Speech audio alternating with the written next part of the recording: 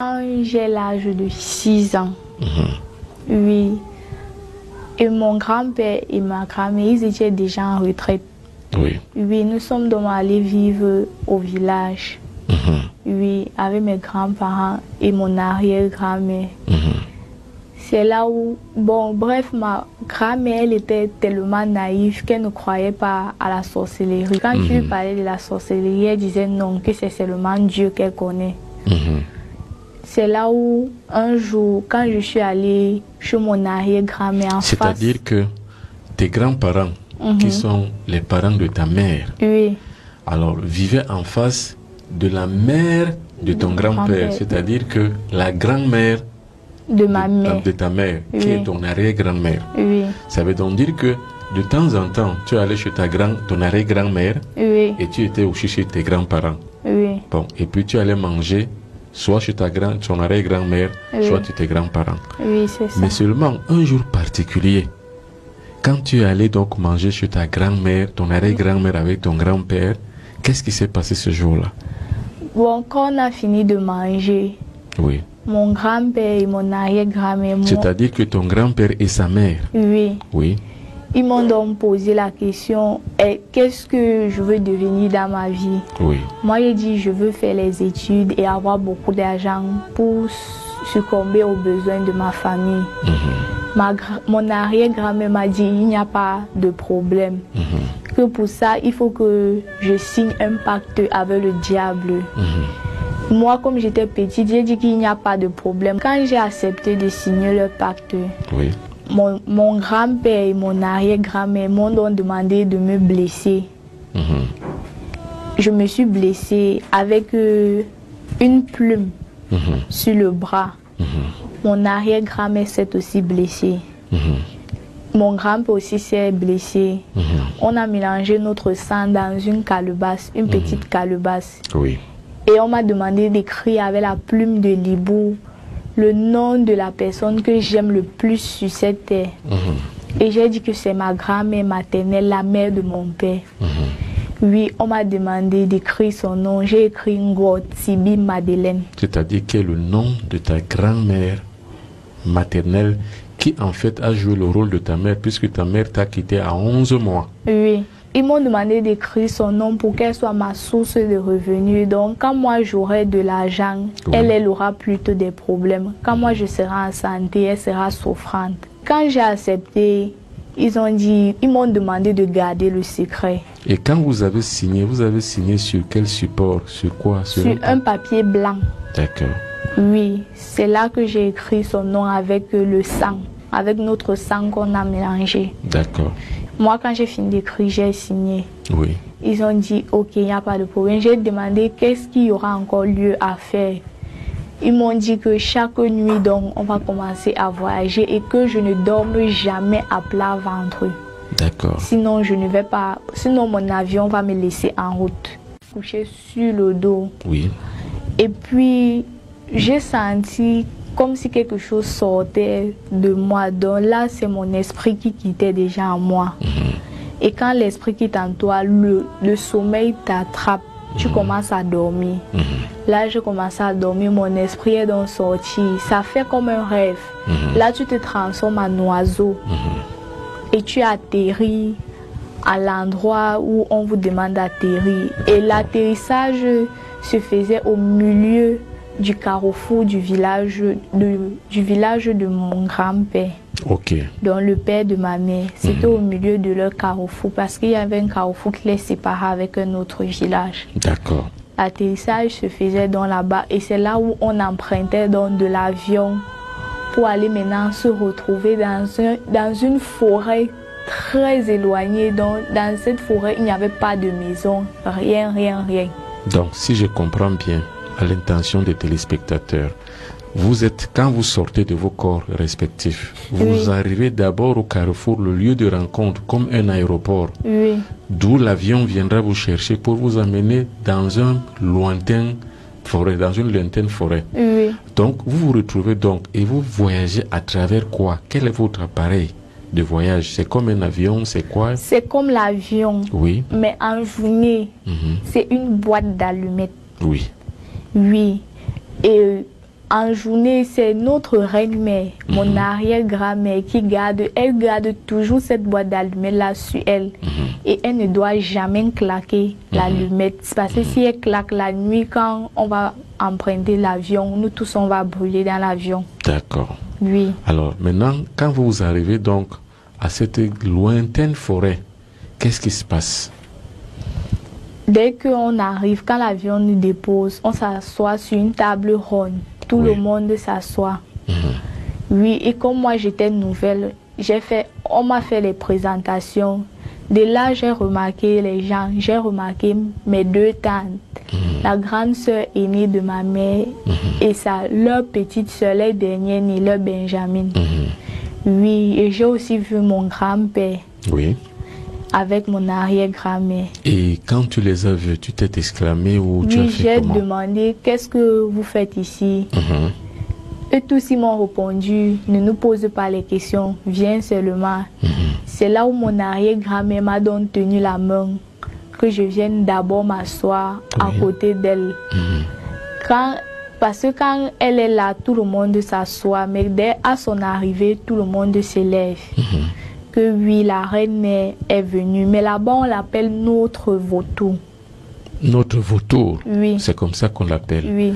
Donc, quand elle vient, vous faites les salutations, vous vous levez tous. Oui. Et puis maintenant, c'est elle qui vous demande de vous réasseoir. Oui. Quand elle s'assoit et puis nous tous on s'assoit. Oui. Oui. Et après, qu'est-ce qui se passe? C'est un discours qui commence ou bien qu'est-ce qui commence? C'est un discours puisque quand nous tous on s'est assis, elle a dit, voici mon arrière-petite-fille, elle est venue comme ça là dans notre cour pour combler le vide parce qu'il y avait ceux qui étaient partis. D'accord.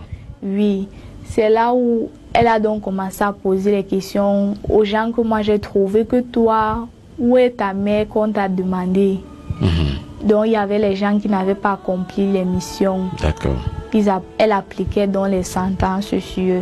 Et les sentences, c'était quoi? La punition corporelle, c'était quoi? Si elle t'a demandé de venir avec ta mère pour qu'on la tue, parfois c'était pour aussi tuer qui était le cas. Elle pouvait, si peut-être ta mère, elle vous a vu dans la nuit voyager en voulant trahir le secret, on peut la rendre folle ou on la rend muette à vie. Elle ne parle plus toute sa vie. D'accord.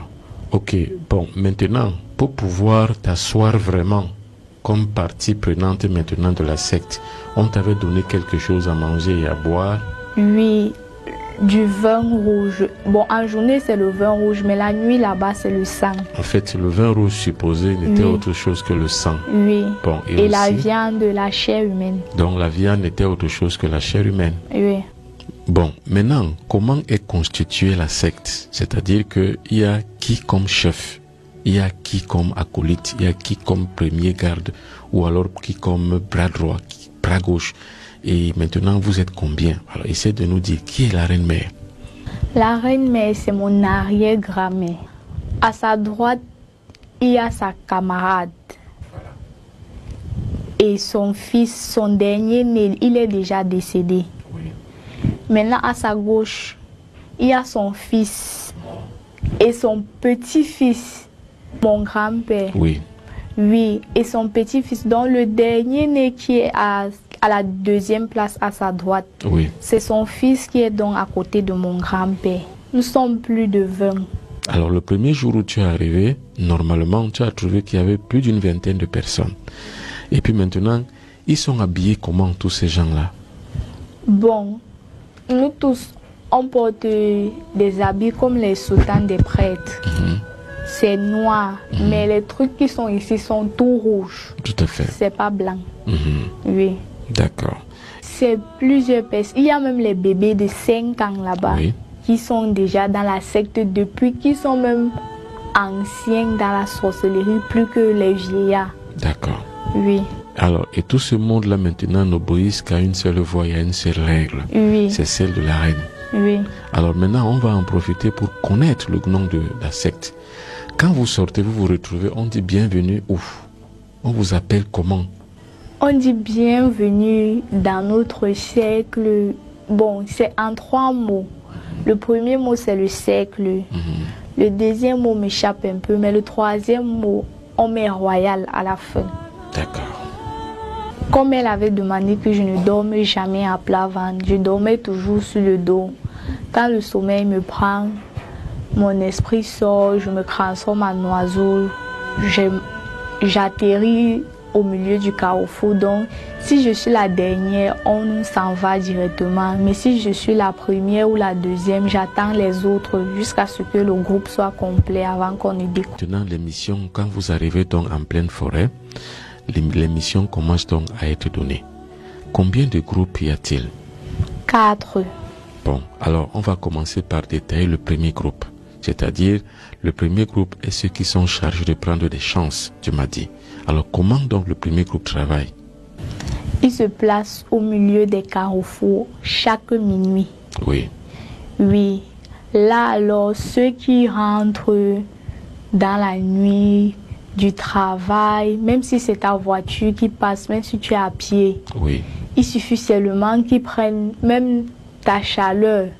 C'est là où ils prennent vos chances. Ils partent faire les rituels avec. Donc si peut-être tu étais même directeur d'une banque, on te licencie parce qu'on a épuisé toutes tes chances que tu pouvais surmonter dans ton travail. Donc c'est comme ça que souvent on voit quelqu'un qui était grand. Après oui, chute, et puis il devient zéro. Il devient zéro. Oui. Parce que vous avez pris toutes leurs chances. Oui. Et ils deviennent comme ça. Bon, ça c'est le premier groupe. Par exemple, c'est le premier groupe qui encore fait prendre les gens comme dans des espèces de toiles d'araignée, parce qu'il y a des gens qui souvent ont l'impression en passant un carrefour que les toiles d'araignée les attrapent le visage. Oui, c'est ça. C'est ça, ça c'est le premier groupe ça. Oui. Alors, le deuxième groupe travaille comment?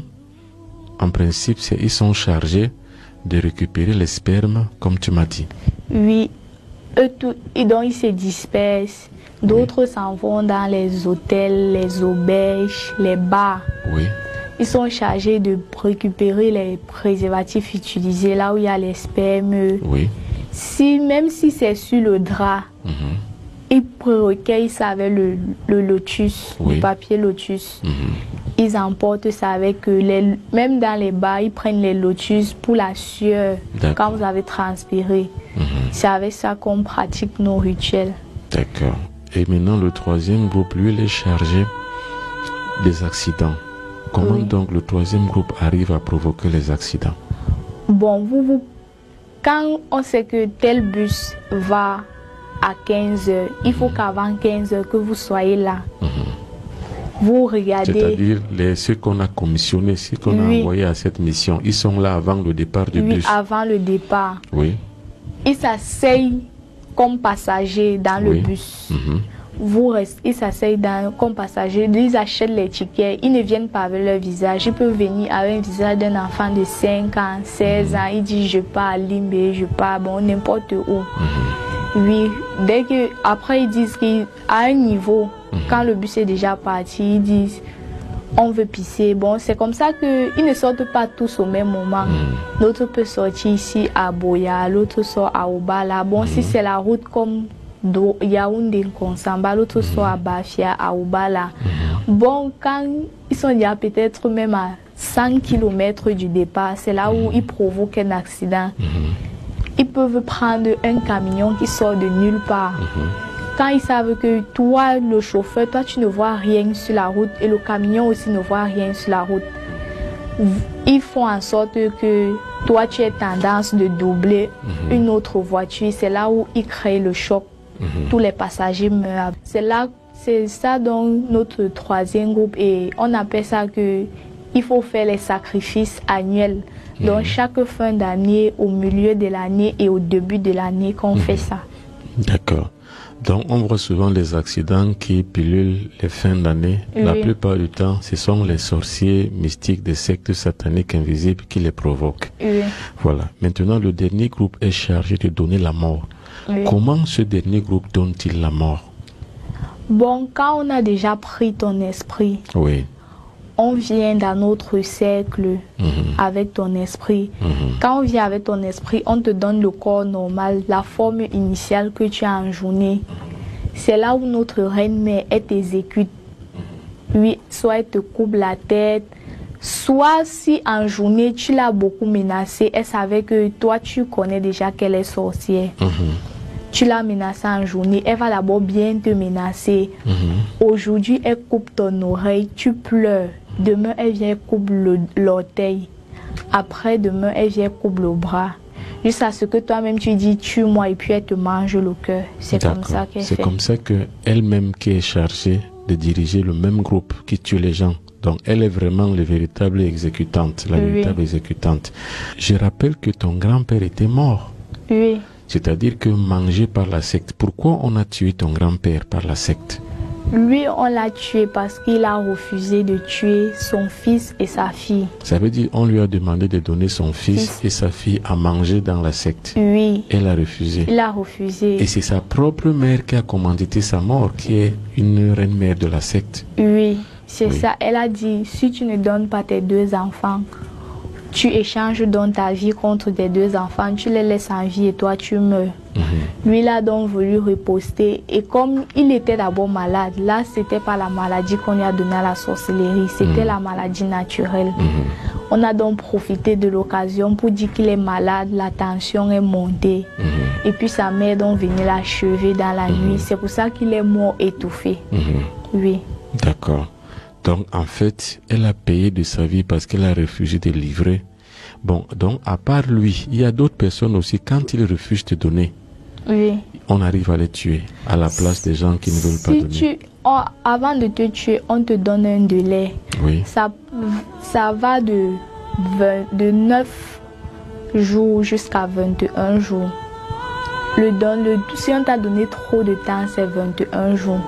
Bien. On peut dire qu'on te donne un délai de 9 jours, 14 jours, 15 jours, 21 jours. D'accord.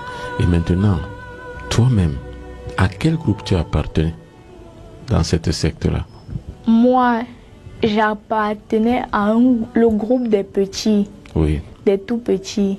C'est un groupe qui ils sont pas trop chargés de mission.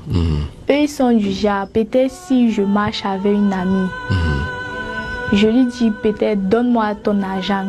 Si elle dit elle ne me donne pas, je ne me fâche pas contre elle. Mais quand je lui dis tu vas voir, quand elle dit je vais voir quoi, quand elle fait comme si elle veut monter au-dessus de ma tête, je viens donc dire à notre reine-mère que moi je lui ai dit que elle va voir. Notre reine-mère dit c'est ma laisse, elle va voir. C'est comme ça les malheurs s'apaisent dans sa vie. Elle commence à perdre les membres de sa famille, les échecs à l'école, elle tombe malade. Si ses parents avaient l'argent, il devient subitement pauvre. Si elle était mariée, si elle était mariée, elle divorce. Si il fallait qu'elle fasse les enfants, elle devient... Bon, est-ce que tu te rappelles toi-même de la mémoire de sorcière, combien de personnes toi-même tu as participé à rendre comme ça? Bon, moi j'ai déjà fait ça à 3 de mes camarades de classe. Et comment tu as fait? En empruntant les cahiers. Oui. Parce que souvent, si je suis malade, je dis je ne pars pas à l'école aujourd'hui. Parfois même, je ne suis pas malade. Quand ma mère dit, voici l'argent de beignet, parce que moi, je suis trop imposante. Si elle m'a donné l'argent de beignet petit, je dis je ne pars pas. En rentrant de l'école, je sais que ma camarade va venir me demander pourquoi tu n'es pas venu à l'école aujourd'hui. Et dit j'étais malade, pour qu'elle ne me pose pas les questions, donne-moi ton cahier. Et quand elle me donne son cahier, moi je lui fais savoir que je copie les cours. Pourtant moi je puise tout son intelligence et ses explications, qu'elle a tout suivi à l'école. Et elle qui a passé toutes ses journées à l'école, le jour des examens, elle échoue et moi je passe. Ok. Mais la secte ne peut pas manger tout le monde. Oui. Alors, dis-moi, à quel moment on peut refuser de manger quelqu'un et à quel moment on ne peut pas arriver à attraper quelqu'un, ni le tuer, ni prendre quoi que ce soit de lui? Là, c'est quand toi, la personne, quand on nous a chargé de mission de venir te prendre ou bien te tuer, oui. Si on constate que toi, tu as été blindé peut-être par un marabout ou bien tu vis dans les prières, nous on insiste parce que nous on se croit fort plus que Dieu. On dit que nous sommes éternels sur terre. C'est là qu'on essaye, parce que pour prendre l'esprit de quelqu'un, même si tu es le prêtre, on réussit à prendre ton esprit, on amène chez notre reine-mère. Oui. Dès qu'on arrive avec toi, c'est là où elle commence à te torturer. Oui. Quand tu vis dans tes prières, tu pries. Étant là-bas, tu médites Dieu. Et comme elle se croit toujours suprême, c'est là où elle dit qu'elle doit t'exécuter, elle doit te tuer pour que tu ne prononces plus le nom de Jésus ou Dieu. Et donc, et on essaie aussi de manger ta chair et de boire ton sang. Oui. Parce que quand vous prenez quelqu'un, vous amenez son esprit. Oui. Maintenant, à quel moment vous refusez ou vous acceptez? Quand on t'a déjà tué, on coupe ta tête. Parce que quand on coupe ta tête, on sait que ton cœur ne bat plus, tu ne respires plus. Au moment où elle veut donc partager la viande, elle peut couper peut-être ton bras pour goûter d'abord si ta chair est bonne, si c'est sucré. Quand elle constate que c'est amer, ça veut dire ça a reçu les sacrements de Dieu, tu as été baptisé, confirmé, communié et tu vis dans la prière et tu as été aussi blindé par certains marabouts et voyants. C'est là où elle remet donc toute ta chair en place. Elle recolle ton bras. Elle dit qu'elle ne peut pas prendre cette chair, que c'est amer dans sa bouche. Elle veut ce qui est sucré. D'accord. Elle remet ta tête et elle refait partir ton esprit. Et qu'est-ce qui peut encore le repousser? Qu'est-ce qui peut encore faire en sorte que la secte ne puisse pas prendre quelqu'un? Il y a les sacrements de l'église, la communion, la première communion, mais aussi la prononciation du nom de Jésus, tu m'as dit. Quand tu prononces le nom de Jésus, elle ne peut même pas venir te chercher.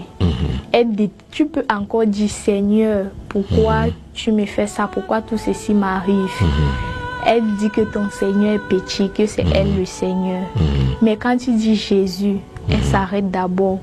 Et quand tu persévères à dire Jésus, Jésus, Jésus, elle s'éloigne de toi. Bon, maintenant, quel est son secret? Parce que le but aussi, c'est qu'on puisse la détruire et détruire la secte. Parce que je rappelle que si tu as accepté de témoigner, c'est parce que tu consens qu'on puisse détruire la secte et te délivrer toi. Quel est donc le point faible de la reine-mère, qui est ton arrière-grand-mère? Premièrement, d'abord, elle n'aime pas Jésus. Deuxièmement, elle a un fil sur son oreille.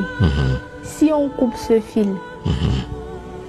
c'est qu'on l'a détruit, on a détruit tout le groupe. C'est-à-dire le groupe est lié à elle. À elle. Et elle est liée à son pouvoir. Elle est liée à ce fil. Donc si on coupe donc le fil qui est accroché à son oreille droite ou l'oreille gauche? C'est à l'oreille droite. L'oreille droite. Alors, donc si on en coupe, on réussit à couper ce fil-là. Oui. Ça veut dire qu'on a anéanti son pouvoir. Oui, on a anéanti. Elle aussi, elle va se confesser. Et le nom de Jésus aussi. Oui. L'effraie et la traumatise. Oui. Ça, ce sont ses points faibles. Bon, donc, le groupe en lui-même n'est pas aussi fort sans la reine-mère. Oui. Donc, on réussit à faire chanceler la reine-mère, on va complètement décadencer le groupe. Oui. Le but, c'est ça. Le but, c'est de décadencer le groupe et de détruire la reine-mère. Donc, tu nous as donné un très grand secret et c'est ce que nous allons faire. Maintenant, toi, tout ce que tu fais, qu'est-ce que tu as envie de dire aux gens? Tout ce que tu as fait aux gens, tu as fait du mal aux gens, tu as participé à leur mort, tu as participé à transférer leur cerveau, tu as participé à ceci ou à cela contre les gens. Qu'est-ce que tu as envie de dire? Moi, j'ai envie de leur demander pardon pour ceux qui vivent encore. Pour ceux qui sont morts, j'ai envie que leur âme repose en paix. Qu'ils sachent que moi, j'étais leur cause. Et ceux qui vivent, moi, comme j'ai confessé, ceux dont j'ai attaché leur esprit, c'est déjà libéré. Ils sont libres. Moi, je demande qu'ils me pardonnent parce que moi-même, je suis entrée là naïvement. C'est mon grand-père. À 6 ans, tu es vraiment entré involontairement. C'est mon grand-père et mon arrière-grand-mère. Parce que si c'était comme maintenant, je n'allais pas accepter. J'allais le trahir. Donc, qu'ils me pardonnent. Et un conseil, c'est qu'ils vivent beaucoup dans les prières. Parce que avec la prière, on est au-dessus de tout. La prière, c'est la clé. C'est qu'ils prient beaucoup. Et que je conseille aussi à nos parents que c'est nos parents qui ont souvent beaucoup d'enfants qui sont bien, ils ont de l'argent, qui cessent de vanter leurs enfants. Parce que comme ils vantent les enfants, c'est comme ça qu'eux-mêmes ils tuent les enfants. Le sorcier n'aime pas voir quelqu'un sourire. Il aime quand il y a le malheur. Quand tu dis mon enfant a l'argent, il est ministre, c'est là où on essaye de l'éteindre pour que toi aussi tu pleures. Et quand tu pleures, il se moque de toi. Donc c'est donc comme ça que eux ils fonctionnent, Oui. les gens des sectes. Bon, maintenant, on a compris que tu fais ton mea culpa, tu demandes pardon. Mais est-ce que Dieu qui t'a créé, qui les a créés, tu l'as connu, actuellement tu as accepté Dieu dans ton cœur? Oui. D'accord, donc actuellement, tu es sûr vraiment de partager l'amour divin, l'amour de Christ parmi le monde. Oui. Et qu'est-ce que tu promets faire quand un jour tu seras grande personne? Par exemple, si tu deviens ceci ou cela, tu vas faire quoi pour les gens? Moi, mon problème, c'est pas peut-être avoir beaucoup d'argent. Non, mon problème, c'est aider les gens. Moi, j'ai envie d'aider ceux qui souffrent.